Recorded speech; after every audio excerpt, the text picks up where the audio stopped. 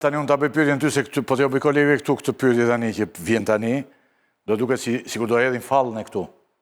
Por ju jeni avokat dhe përveç që kuptoni nga ç'është ligji tani për Erion Veliajn, kuptoni dhe ç'është Shqipëria, gjendjen që jemi ne.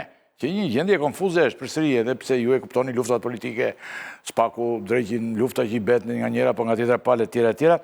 Sa janë gjasat që Erion Veliaj të lirohet nesër sipas jush? Mund të lirohet? Si avokat dhe me zemër temi të dalë që sot. Por kush nga guxuar që ka marrë atë vendim, nuk është një vendim me afat 30 ditor që ndryshoj e njëta dosje është që në masën sigurimi shkallë e parë, e njëta dosje është për në apel, 1-1 janë gjyqtarët. Pra ju thoni që Erion Veliaj nuk del nesër? Unë jam pesimist në kuptim që nuk e futëm për 20 dit apo 30 dit. Kjo, unë dëshiroj që a i t'jetë për ambajzës vetë, por kur shikoj këtë lloj shteti që nuk jep leje një për të dënuarit të thjeshtë, nuk varos dot baban, këtu ndodh çudia. Na vinë dhe avokatë, nuk është betej për avokatësh kjo nesër. Këtu është betej për dyshimin bazuar në prova. Dhe çdo vendim që do të merret mbi bazë asaj dosje. Nuk ka ndryshuar gjë. Që nga momenti nuk ka ndryshuar gjë thoni ju, por ja do ndryshoj gjyqtari dhe shkalla. Jo, po nuk gjyqtari flet në emër të pushtetit gjyqësor, të gjykatës së apelit, nuk flet në emrin e individit. Nuk është avokat gjyqtari.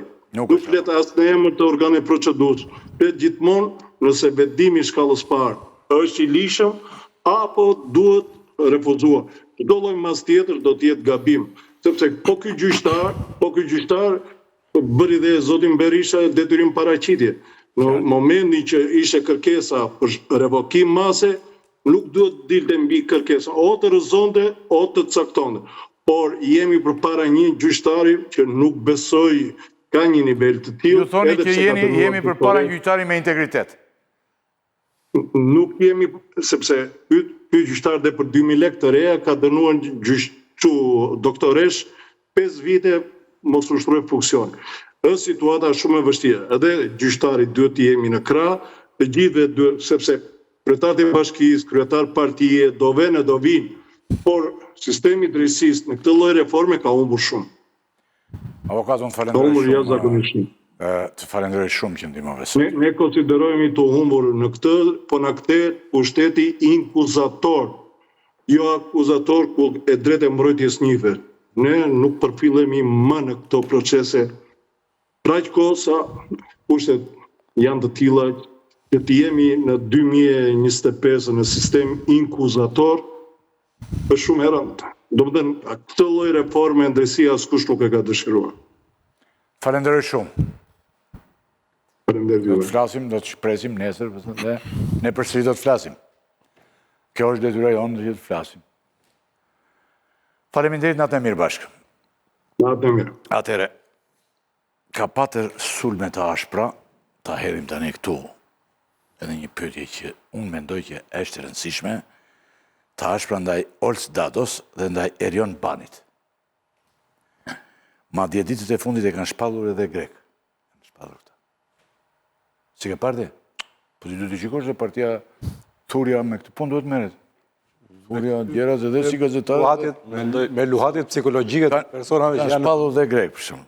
A është ky një mesazh dhe për gjyqtarin tjetër?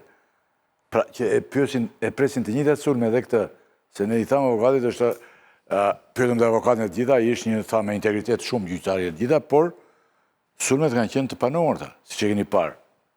Pra mund të presim njëjtat sulme edhe për atë. Siç kemi parë sulmet e mëdha për Olc Dado është bërë objekt. Mendoj që kjo është strategjia e mbrojtjes së zotit Veliaj dhe avokatëve të tij. Kam përshtypjen duhet të sulmuar prokurori në mënyrë që ta kthejmë personale të gjithë akuzën që është ngritur ndaj zotit Veliaj. Kështu që kjo është strategjia që ata kanë zgjedhur për të mbrojtur. Momentin që bie prokurori, atëherë nëse bie prokurori, heq dorë prokurori çështjes, atëherë në një farë mënyrë zoti Veliaj të jepet e drejtë sepse prokurori e ka pasur personale me të dhe ja ku hoqi dorë dhe i gjithë ky hetim që është zhvilluar këtë vit sa i takon pasurisë, do të jetë nul.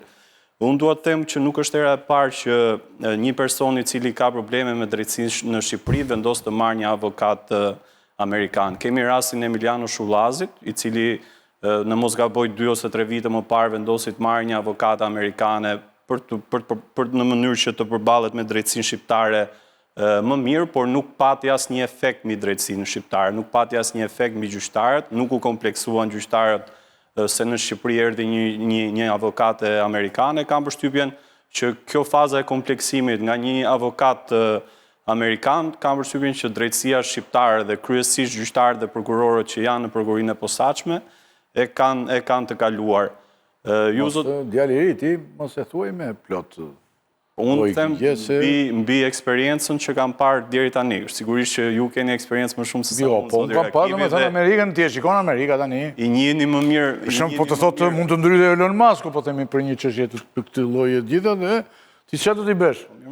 Edhe avokati që vjen aty me këtë pushtet vjen, unë tha, ai shpjegoi rregullat amerikane këtu. Po në fakt... Kemi kod penal dhe kemi kod tjetër, zoti Rakipi. E drejta penale në Shqipëri me të drejtën penale të modelit anglosakson. Po ndryshon se ta shpjegova se me avokatin ton, të ditur që u ngrit aty dhe tha gjëra si amerikanë dhe ata donin ta nxjerrin jashtë. Kështu që unë nuk di që të ke ndryshuar. Nuk dim ç'ndodh me këta amerikan tani. Për ta mbyllur, nuk di që të ke ndryshuar, po them, pozicioni i prokurorisë në raport me zotin Veliaj. Po kam përshtypjen edhe i gjykatës, sepse gjykata e shkallës parë ka vendosur mbi tre gjëra kryesore që janë rreziku i prishjes provave, dhe për kjo ka qenë arsyeja pse ka çuar në burg gjykata, po si zoti Veliaj është kryetari i Bashkisë së Tiranës dhe kishte në dorë që të prishte provat, dhe çfarë do të ndodhi nëse zoti Veliaj nesër lirohet dhe vendoset një mas sigurie detyrim paraqitje, po them, dhe ai shkon të pasnesërme në zyrë, ku në të njëjtën kohë prokuroria e posaçme ka dhe disa hetime të tjera për të, si çështja e incineratorëve, ndrageta, 5D apo edhe çështje të tjera.